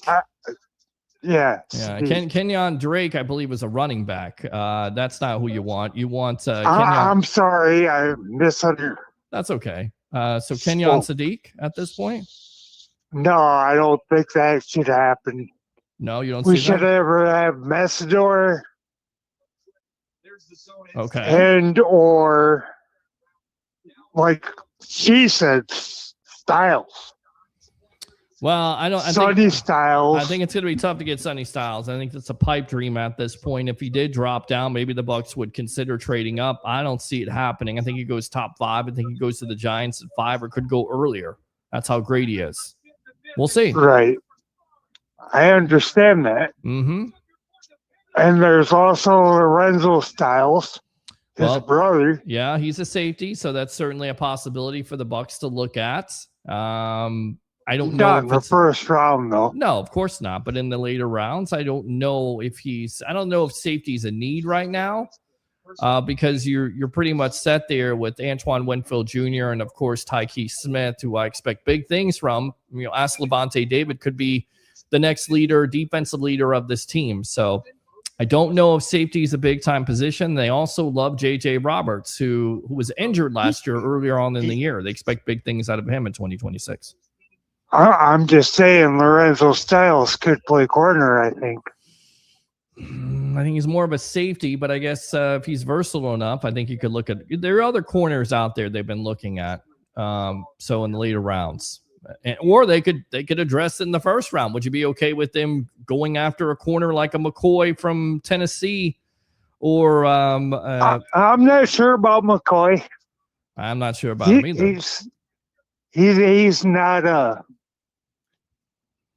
Well, he's person like Eric Berry or anything like that. He's a shutdown corner. In 2024, he's shut down corner statistics. I mean, he shut down players. I mean, 2025, you missed with an ACL. That's the big time red flag at this point. But you had a pro day, and he ran a 4.38. So maybe that's alleviated some of that concern. Maybe not, because there's reports out there, and we'll get to those in just a moment, that teams are shying away from him and taking him off the draft board because he could have a degenerative knee at this juncture. Yeah, I heard that when you said that. But yes. I really do think we need a defensive back. Who's your best one on your board? I think what's his name? What is it? Mansour Delane from LSU. That's the top guy at this point. Yeah, he'll be gone. I mean, they're looking also at a player from San Diego State, or excuse me, I think it's Arizona State. Chris Johnson. They're looking at him. He could be a mid first round pick or a late first round pick. Bucs have had visits with him. I mean, there's some players in this draft they could definitely look at when it comes to corner.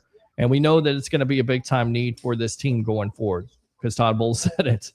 And they also lost Jamel Dean, and they have questions about, again, Zion McCollum and, of course, Benjamin Morrison. I was never a fan San Diego of Jamel State. Dean. I said San Diego State's Chris Johnson, not Arizona State. San Diego State's Chris Johnson. Yeah, I've seen him too. Yeah, they're looking at him. I think the kid from Indiana is one player. I think his name is Pons. Yeah, Pons. They're looking at him from Indiana. That would be a player, even though he is not necessarily the prototypical Todd Bowles type. But he's a safety also, right? No, he's not a safety. He's a corner. He's an undersized corner. He's like 5'9", but he plays very aggressive, very explosive for the Hoosiers for that national championship team. Yeah, he's like a nickel. Well, certainly possible. We'll see. We've heard from Todd Bowles say, size doesn't necessarily matter. We're about to find out what this Bucs team does Jeremiah, thanks a lot for the call, Shadow. Appreciate it. Use the second call if you want to, my friend. All right. Appreciate it. Appreciate you, man. Open phone line 727-255-0391 and 727-255-0391. So thank you very much. Chris Cole, no cornerback because you're wasting the second round pick on Morrison. You just paid Zion a lot. It wouldn't be a good look. But we know Jason Light can, would draft a corner in the later rounds, has done that in the past. Yes, you invested a second round pick of Benjamin Morrison. Yes, you invested a third round pick in Jacob Parrish, who I think is the best corner on this team right now. So I don't think it's a bad move. I think honestly, you could see the Bucs team go with the second wave of free agency and get a veteran. That to me would make more sense than going out and getting a corner. But knowing Jason Light, knowing what he does in the past, he's been able to get a corner in the later rounds. Jamel Dean, Carlton Davis comes to mind. Curtis, welcome to the evolution of Sports Talk Television. Happy 420, my friend. Happy 420. Bling, bling, bleak. Thank you, sir. I appreciate that. Love that. How's it going, brother? It's going good, man. 3 days away from hearing this. I love that. And if you didn't catch it, we'll be live on Wednesday. We'll be live on Thursday. We'll be live on Friday. And most likely we'll be live on Saturday. So all those days will be live. And after that, if you guys don't tune in and give to Super Chats or Facebook Stars, I don't know what I can do at this juncture to give you the content I'm giving you at this point. I got a couple questions for you, Big Pete. Go for it. Did you watch WrestleMania? I did watch WrestleMania. I was disappointed by the first night. It was terrible to me. I thought the Cody and Randy Orton match, I don't understand Pat McAfee's first his interference and then his involvement makes no sense. They did no build up and then Randy turns on him. So I'm like, okay, this is stupid. And then Cody gets the belt, which I thought he should have had the belt. They tried to tease us with, Randy getting the belt 15 times. They did this last year with John Cena. You can't do the same thing over and over again. So I like Cody. I think Cody's going to turn heel. I think you saw the foreshadowing of that. I think it's a good thing. The second night was completely and totally like a WrestleMania. That Sunday night was tremendous. Listen, the best thing about night one. Yes. Was it's over? It's over? No, it was Danhausen and the midgets.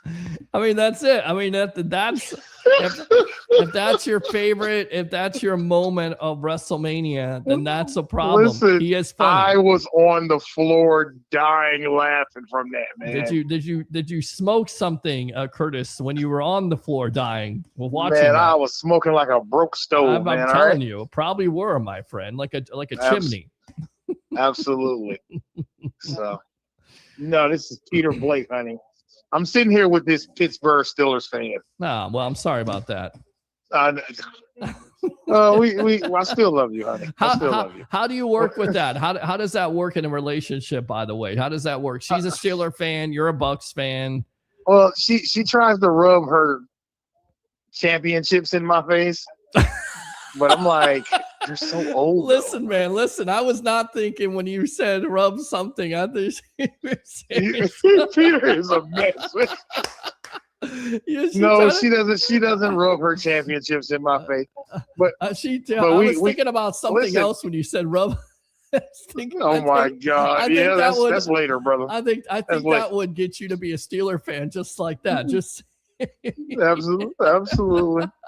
No, I'm sitting here watching Raw after WrestleMania. How is it? But it's okay.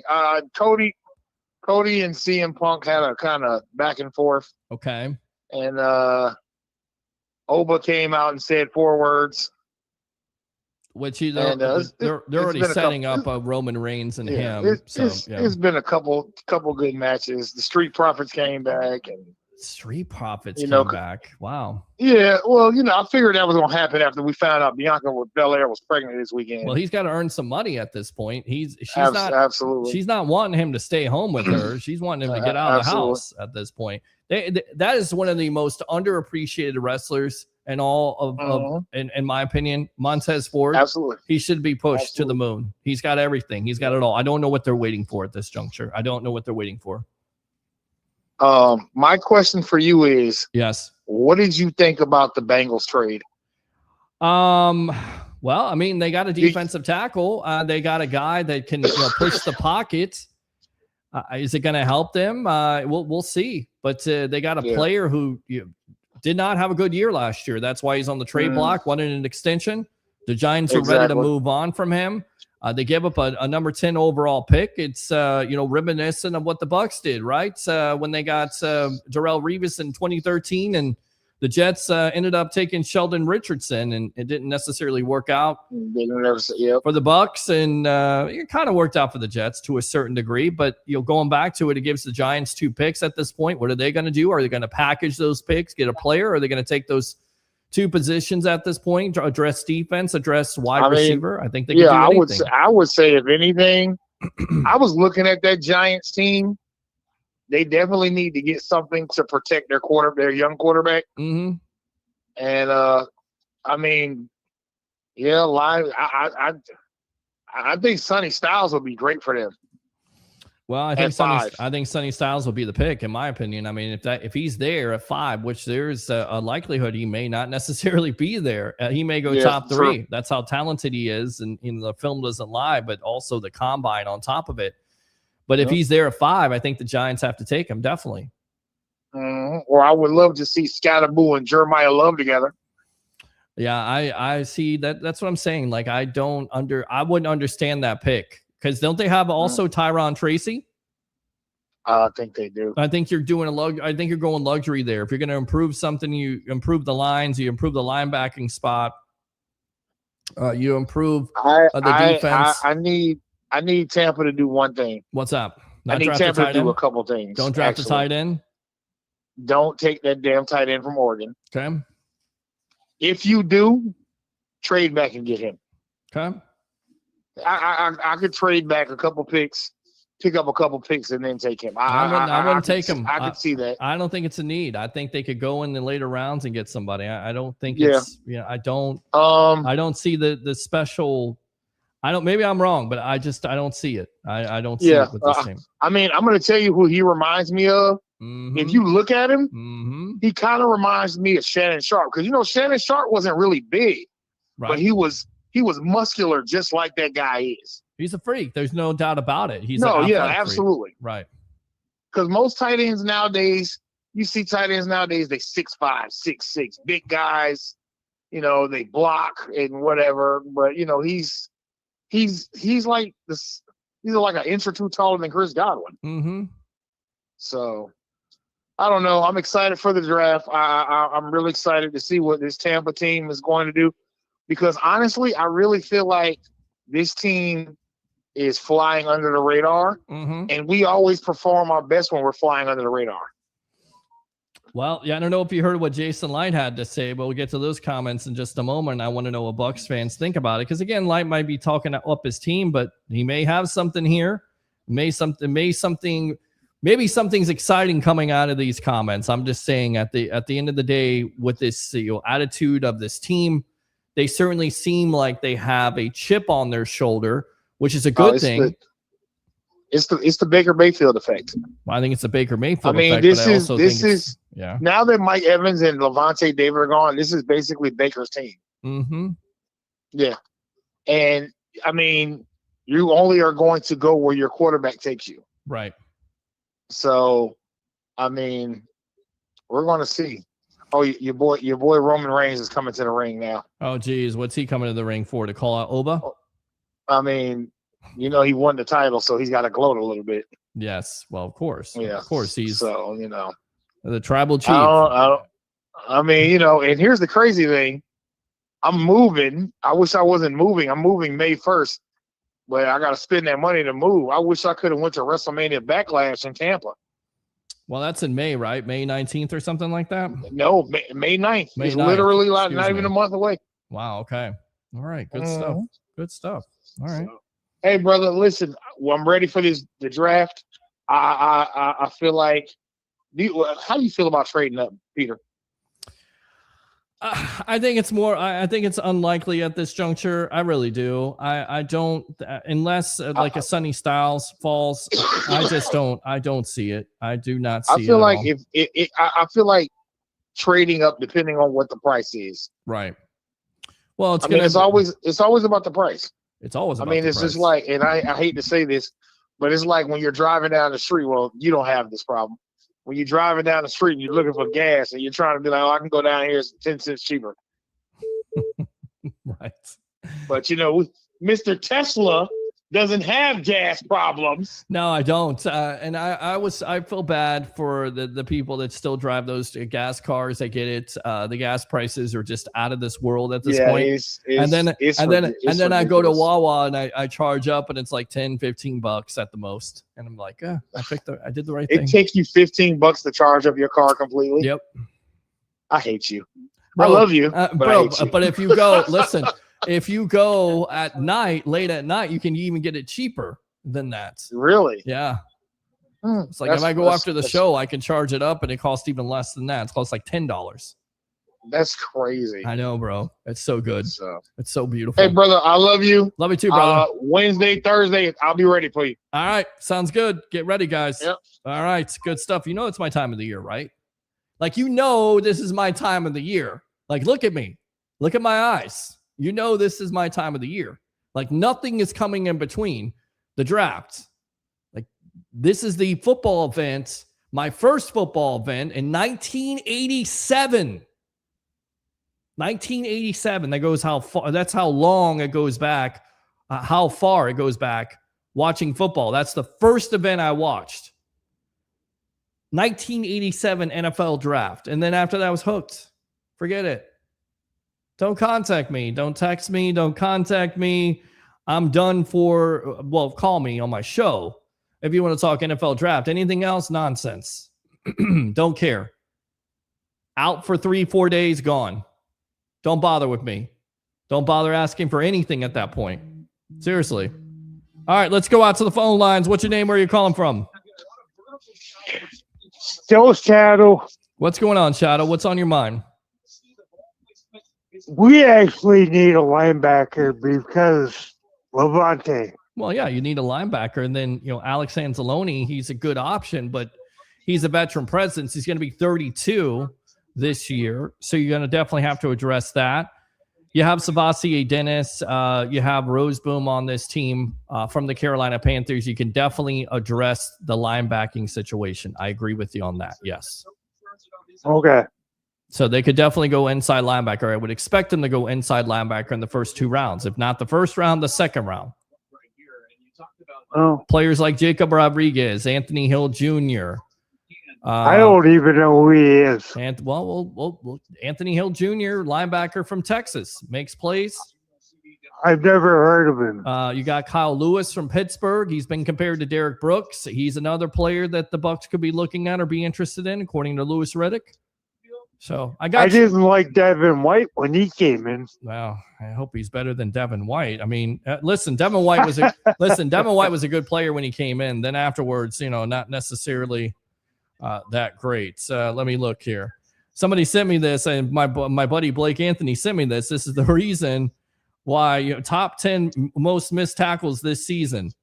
Jordan Battie for the Bengals. No wonder their defense is awful. Demetrius Knight Jr., Geno Stone, Christian. I usually don't research anybody but defensive backs. Well, listen, Christian Roseboom is on this list at number 4.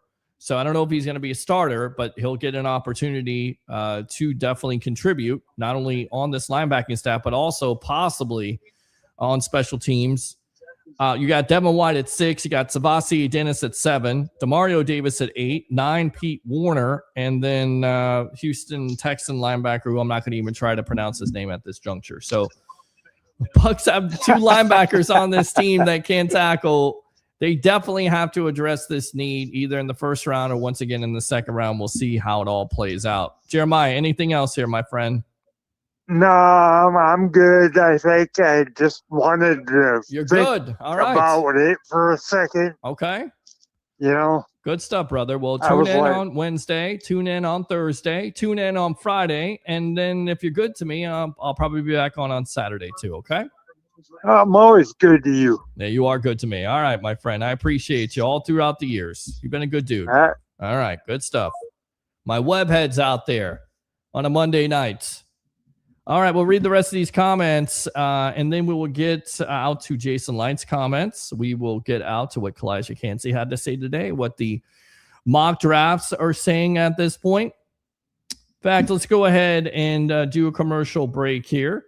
And we'll talk about the barbershop that we were at on Saturday, Up the Block Barbershop here on the Evolution of Sports Talk Television. Keep it locked. Up the Block Barbershop. You don't have to go far. It's Up the Block Barbershop, 4946 Moog Road in Holiday, Florida. Whether it's a haircut, a beard trim, a fade, they got you covered. Go see my favorite barber, Ricky, and all the great barbers there at Up the Block Barbershop. Tell them the Rolex reporter, Peter Blake, sent you again. It's Up the Block Barbershop, 4946 Moog Road. Let's go out to the phone lines. Broadway, you're on the Evolution of Sports Talk Television live here at Raymond James Stadium after your Bucs fall to 6-3. Go. All right, so there you go. So far, it's so long ago, right? It still looks good, though. Still looks good on that field. I'm sorry. That shot just looks so good on that field. And looking forward to being there in 2026. No matter if they win or lose, we got you covered. In collaboration with the JP Peterson Show, who's doing big things himself. We'll get him back on the show. And, of course, the media icon, Mr. TJ Reeves of the Buccaneer Radio Network. We'll see if we can get him on the show. We'll continue to put guests on here that you haven't seen before. I promise I won't get lazy. It won't just be me sitting here talking to you for 2 hours. We'll get more guests on. We'll get more people that are talking about not just the Tampa Bay Buccaneers, but the Tampa Bay Lightning and, of course, the Tampa Bay Rays as they fall tonight to the Cincinnati Reds. All right. Okay, I understand that. Genty says a realtor, David Zuzman. Sun Devil Dave. ESPN has Styles going to the Giants at 5. There you go. I love myself too, Jeremy. Appreciate you as always. The Greek has a toothache. Or an earache. He didn't look good when he came in here, did he? He looked like he was in some pain. Raise the flags. Absolutely. Love that. Oh, yeah. Go Bucs, says Jeremiah. Go Bucs. Wait up, little boy. Wait up. Go Bucs. It's exciting. It is exciting. Fire the cannon. Absolutely. We will do that. There we go. Right there. Christopher Cole says Rodriguez is going to the Cowboys at 20. Hopefully not. Cole CSB brother, thanks a lot for coming out to the Evolution of Sports Talk Television. Feel better, Greek. Thank you. Mr. Brightside Broadway right there. Hey, Peter. Hey to you. Oh, yeah. Hey, Harry. Thank you very much for commenting. Cole says, when is your guest coming on? We had her on. She was started out the show. Casz Clayton, go ahead and watch the replay of that. Some really great information on Ruben Bain Jr., Akheem Mesidor, the Miami Hurricane program. Malachi Tony. Or what did I say, Malachi? Malachi. What I always say that Malachi. It's Malachi. Malachi Tony. Malachi Lawrence, who's an edge rusher from UCF. That may be a name that the Bucs go and get at 15. Who knows? Phil Better, Harry Berg. Love you, brother. Absolutely. Thank you very much for that. I completely understand what Harry's neck pain feels like because I get that every so often. Phil Better, Harry. What's up, Roger? Thank you very much, Roger Greenberg. Yeah. Let's go out, read the comments, Peter. I'm definitely doing that now. Jeremiah, thank you. Sarah says, hey, who needs to talk anyways? Thank you very much for tuning in, Sarah. Appreciate you as always. No on a tight end in the first round. Sarah says, go Bucs. I'll continue to watch the game no matter who they pick 100%. I also continue to pretend to understand half of it. I will teach you. I will educate you, Sarah. I will try my best to keep on tuning into the Evolution of Sports Talk Television. You say, go Bucs, go Bucs. Wait up, little boy. Wait up.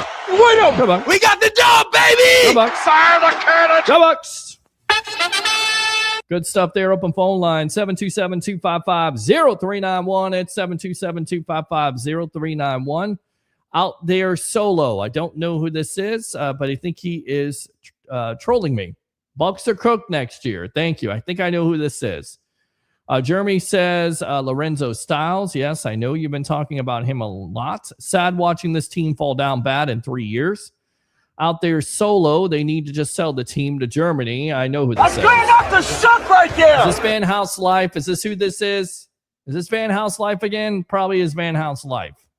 Watch old WWF, WCW. It's good stuff, Gary. I watched the same thing. I can't believe how many people have passed on as I was watching an old episode of WCW Nitro the other night, because that's what you do when you get bored sometimes. You know, when you get tired of talking football and sports in general, you turn on some old wrestling highlights, and you just can't believe how old those wrestling highlights are, how old you are, how old you're getting, and how the majority of the wrestlers that you're watching are dead. My gosh. Peter's having flashbacks with his alone day with Ray. I give you a alone day. That's great enough to suck right there. I'm going to give you the TJ Reeves, in fact. Go away. Please. Go away. Yes. I will hold the door. I will definitely hold the door for you out there, Solo. Bucs need to trade Wirfs. He's worthless. Jeez, that was all.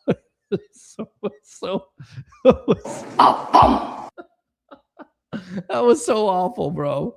It just made me laugh because it was so corny. That was one of the corniest jokes I've ever heard. I had to laugh about it. That's ridiculous. I know that's you, Van House Life. That's got to be you. There's nobody else. Alex says, yo to you. Yeah. Alex again, go Bucs. Woo. All right, so we'll give you the Rick. Woo! We'll give you the go Bucs. Wait up, little boy. Wait up. Go Bucs. We got the job, baby. Go Bucs. Fire the cannon. Go Bucs. There we go. Good stuff there. Jeremy says we need a linebacker. CC, I don't know what you're saying. CC what? CC, see me? Did you watch the Wilson Fisk boxing match last week? I did not watch that. Why would you even mention that? I didn't watch any. We weren't even talking boxing. Where did that come from? I'm 50 years young. All right, Jeremiah or Jeremy. Jeremiah. I don't know what you prefer. We've always said Jeremiah on this show. It's Jeremy on here. This is what Jason Light had to say last week that we missed. He said the Bucs roster has a vibe about it that reminds him of past Super Bowl teams he's been around. So he also said this when talking about the roster and the draft in 2026. I really do like this roster. I think the draft is important. I think the next few drafts are important. Well, every draft is important. I think I've been around several Super Bowl teams, most recently here, obviously, and I see it starting to really come to form. And you don't really fully see it until, first of all, the players all have to be here, and then you have to get through training camp, and then sometimes you hit a stride at some point during the season, early season, where you start to see it. It can be the same team, but it can be a different dynamic. Who is texting me at this point? I have no idea. All right. So what do you think about those comments from Jason Light talking about this team having a Super Bowl vibe to it?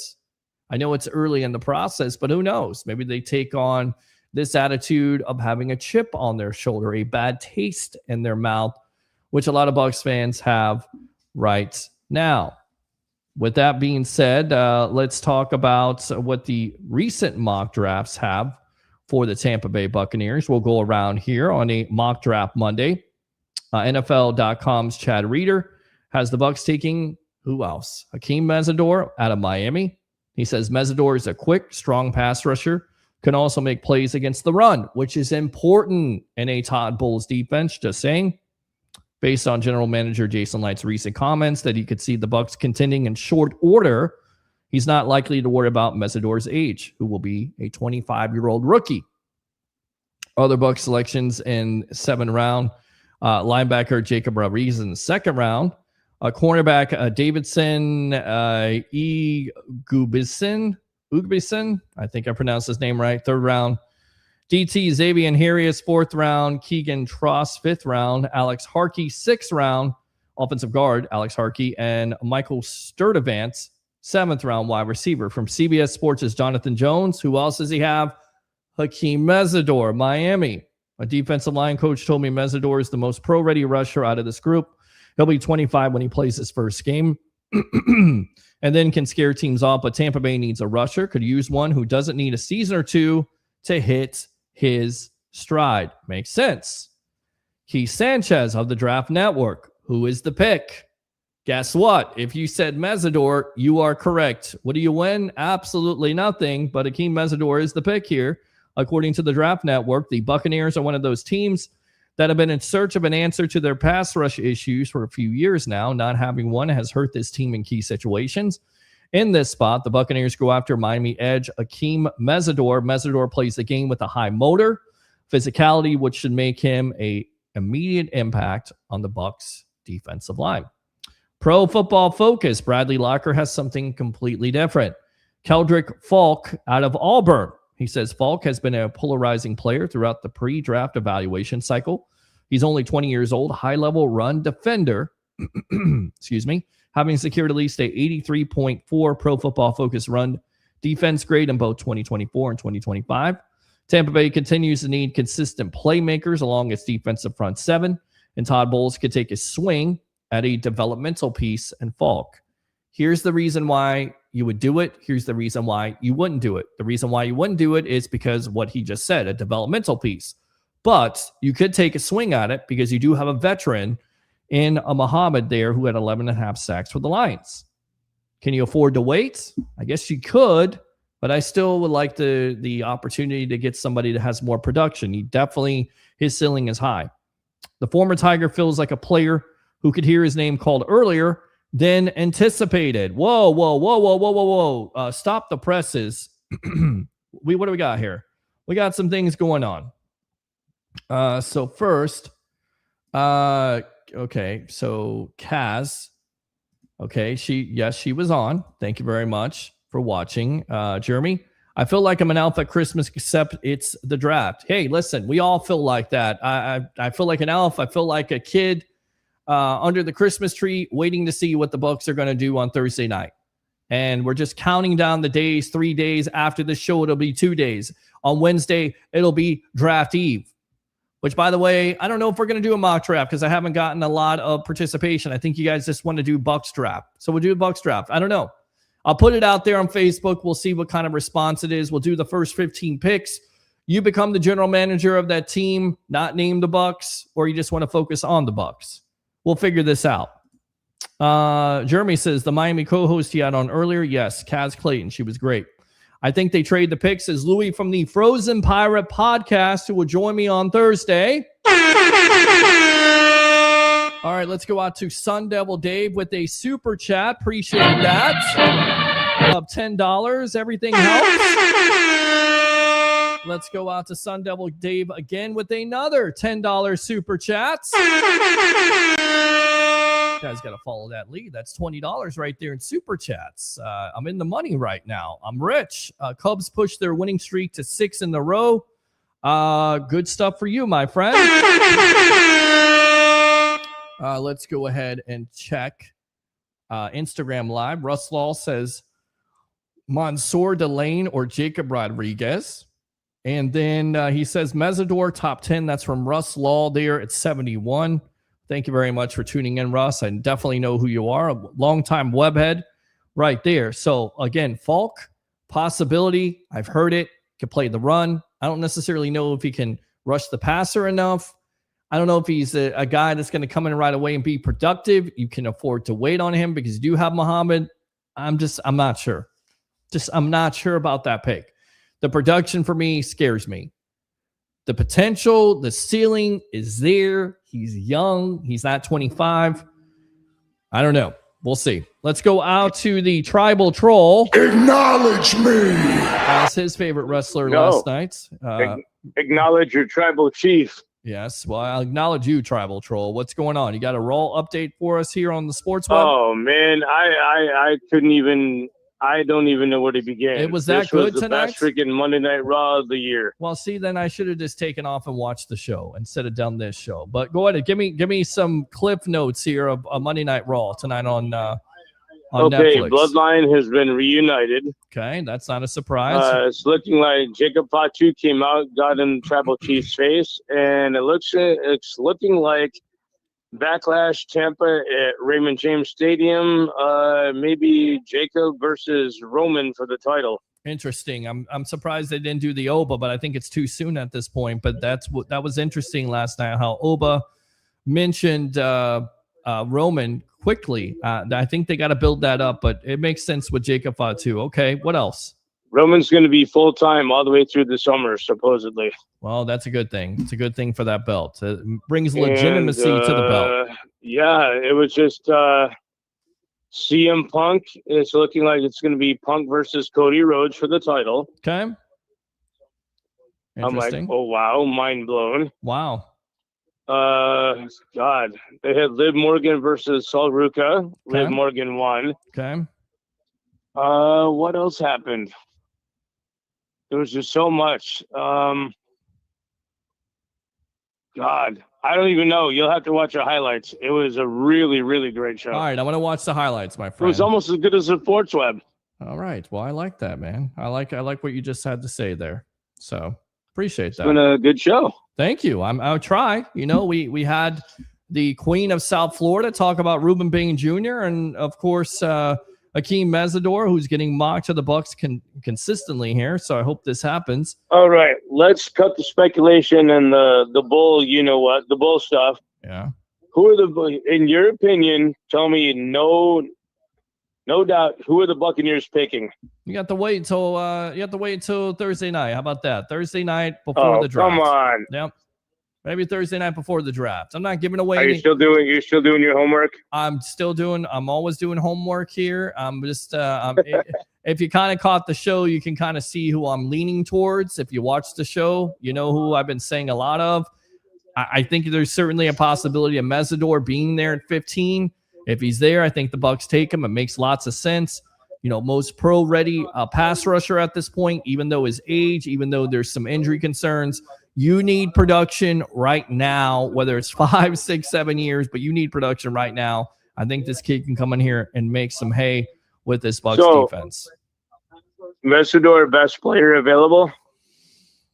I'm still going. If Mesidor is there and you got a tight end on the board, I'm still going Mesidor to answer your question. I don't believe in the best player available nonsense. You got to get a need. You got to get somebody that can come in here and contribute right away. That's not a tight end. That's not an offensive guard. That's not going to help your team right now. A defensive end, an edge rusher, an inside linebacker, a corner. Yeah, you can't wait a year or two for someone to develop. You need somebody now. That's what I'm saying. I mean, that's why I said Mesidor makes lots of sense. Now, if he's there or not, that remains to be seen. And we got you covered here because I announced it. Wednesday, we're live.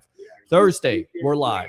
Friday, we're live. And most likely Saturday afternoon, we will be live here on The Evolution. So all those days, get your super chats ready, get your Facebook stars ready, get your comments ready, get your phone calls ready. We got you covered here on The Evolution of Sports Talk Television. Shout out to Sun Double Day for the super chat. Well, we got breaking news here. We got Realtor Dave Zuzma. Thank you. Shout out to you for your super chat. Thank you for the show, Peter. Hope Harry gets better. Go Bucs. Thank you very much, sir. $9.99 super chat. Appreciate it. We love you. We miss you. Get better soon, brother. Yeah, he'll be better. He'll be better. He'll be ready for Wednesday night. We'll see if we can get him on Thursday night. We'll have Louie from the Frozen Pirate podcast reuniting here on the Sports Web on Thursday night. We'll try to get some other guests on here. I'll try to move it in and out with people talking about the draft, whoever wants to come on, and we'll try to get as many fan comments as possible. But we'll count down the draft from 15, and when the Bucs pick at 15, we'll talk about reaction, and then we'll get out of here and we'll do it the next night. So we got you covered here. Sweet. All right. All right, Peter. Have a good night, bro. Great show. Thank you, sir. We'll see you in the morning. All right. See you in the morning, Mr. Roger Shue right there, the tribal troll. Acknowledge me. We will acknowledge him as we got 6 minutes left until we hit the 2-hour mark. Open phone line. We'll get a quick call or two there. Thanks again, Blake Anthony, for sending that information about the linebackers. So, yeah, the Bucs have a need there at inside linebacker. Again, open phone line, 727-255-0391 and 727-255-0391. So, the Athletics' Dane Brugler has Vega Ione, the guard from Penn State. Of course, he's known for his draft report now, being the beast. He says edge rusher and linebacker are arguably Tampa Bay's top two areas of need, but do the Bucs see any prospect or either position worthy of this spot? They're in a position to go best player available here, which might be Ione, who would provide an immediate upgrade at left guard. Problem is you have Ben Bredesen. You just signed him to an extension. So Are you going to upgrade that position? And then Brederson becomes what? A depth piece? Ione is a depth piece. Are they going to come in here and make an impact on this offensive line? We heard from Jason Line. He said the offensive line is set. Go back to the previous example from 2007. The Bucs had Cadillac Williams. Adrian Peterson was on the board. They went with the need instead of the best player on the board. If you draft the best player on the board, it's Adrian Peterson, which becomes a Hall of Famer at that point. So I understand the thought process there. I don't think it's where the Bucs go. Offensively, I get it. You want to improve the line. Jason Lights talked about the line. He said how great the line is. He said it's one of their best units. Do you see him going and draft? I guess there's a possibility. I guess if Ione is the best guy on the board, you wouldn't rule it out, but I think it would be completely disappointing if there's an edge rusher on the board and you go with the guard. I do. Now, Albert Breer of Sports Illustrated had this to say about the Bucs. Yes, the pick is probably going to be a defensive player. That said, Sadiq, being Kenyon Sadiq, is a name to watch here, with new OC Zach Robinson having a ready-made role for him and how he used Kyle Pitts Jr. in Atlanta last year. If the Buccaneers do look for defense, edge would loom at the biggest immediate need. Assuming Bain is off the board along with Bailey and Reese, they might have the dilemma of taking a hard look at Miami edge rusher. Guess who? Akheem Mesidor. Plenty of scouts prefer Mesidor's tape and physical profile to Bain's, but his college career was pock-marked by injuries. I think that's what he said. And he just turned 25. To take him this high, you have to really like him as a player. Meanwhile, if you're looking at corner, the injury risk of Jamon McCoy from Tennessee, at this stage of the first round may be too great.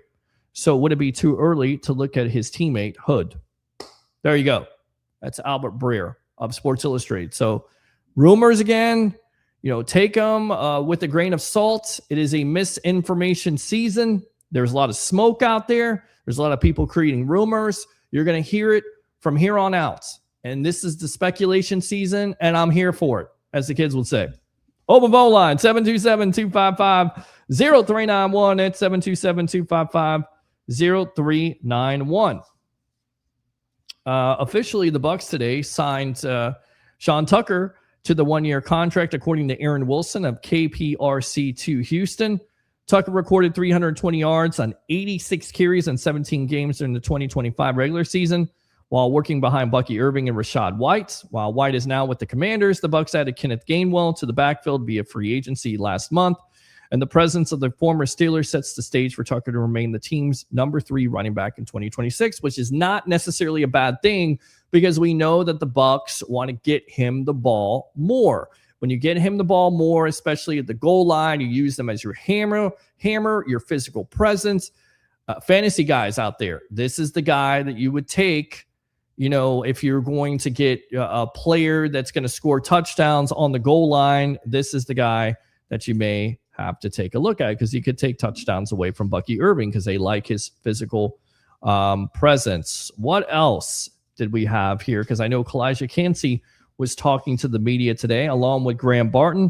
We'll get to those comments, and then we will get out of here for the night. Once again, appreciate you tuning in here on a Monday. I always try to bring more energy on Monday because I always say it's probably one of the hardest. Like, I love Mondays for some reason. I don't feel like the shows have enough energy. I thought we brought the energy tonight. I thought we brought the excitement. We didn't bring a lot of nonsense, and Casz Clayton definitely set the table there. We appreciate her coming on.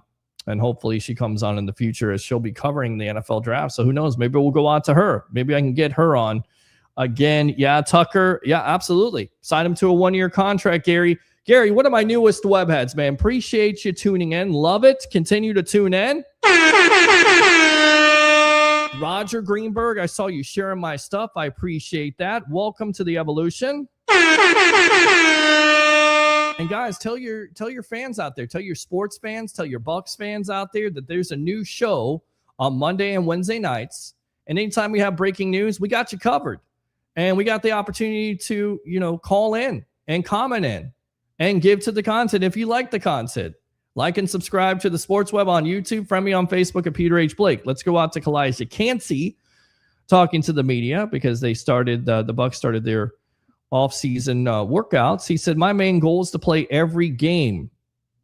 That's my main goal. No stats, no nothing. Just play every game. Be ready to play every game. This is the biggest key to the Tampa Bay Buccaneers in 2026. Period. Bar none. If Casz Casz is healthy on that defensive line, the sky's the limit. He is that good, but he has to stay healthy. He knows it. We talked to him a year ago. What did he say? He has to stay healthy. The last 2 years, he hasn't been able to stay healthy. So that's his goal. But he is the biggest key to this defensive line, in my opinion. Period. Let's see. He talked about how before the injury, he was ready to hoop. I was about to hoop. But everybody's time frame is different. He was also asked about the possibility of the Bucs picking up his fifth-year option, which will be a decision. He's headed into his fourth season, as the Buccaneers must decide whether or not to pick up the fifth-year option by May 1st. He says, I'm here to play football. I wish I had more knowledge on it, but that's not something I'm worried about. I know if I go out there and do what I need to do, it will all happen. That's the least of my worries. That's exactly what you want him to say. And he's got to go out there and produce. He's got to go out there and produce for this team. Again, the biggest key to this defensive line is Casz Casz. Period. All right, let's move on to Graham Barton, what he had to say in his press conference, and then we will move out of here. I appreciate the time. We have a busy week in front of us. So if you don't get a chance to comment or call in, you will get every opportunity this week to do so. Just take the opportunity when given. Barton said about losing David and Evans, they were incredible teammates, but life goes on. It's a new year, right? It's a new team. You got to learn to adjust, figure out where your strengths are, figure out where you need to get better, and kind of go from there. Obviously, everyone who got the chance to play with Mike Evans and Lavonte David and a chance to know them is grateful for their time and couldn't appreciate those guys more. New year, new team. We got to figure out how we're going to put this thing together. Bingo. Perfect. Exactly. That's the center of your team. That could be one of your leaders of your team. That's exactly the mindset. This should be the mindset of Bucs players. This should be the mindset of the organization. This should be the mindset of the Bucs fan base. I know it hurts losing Mike Evans. I know it hurts losing Lavonte David, but it's a new year. It's a new team. Let's see if this team can turn the page. We got you covered here on the evolution of Sports Talk Television in 2026 when it comes to your Tampa Bay Buccaneers, when it comes to your Tampa Bay Rays, when it comes to your Tampa Bay Lightning. We'll wrap it up right there. Like and subscribe to the Sports Web on YouTube. Friend me on Facebook at Peter H. Blake, and do three things as we'll keep it down for my roommates. I won't get too loud. Bring your passion. Bring your excitement. Just don't bring any nonsense. I'm your host, Peter Blake, your Rolex reporter. What time is it? It's my time. And of course, for the Tampa Bay sports fans of the Sports Web, it's your time. We'll see you next time here on the evolution of Sports Talk Television. And as we always say on this show to end it off, go Bucs.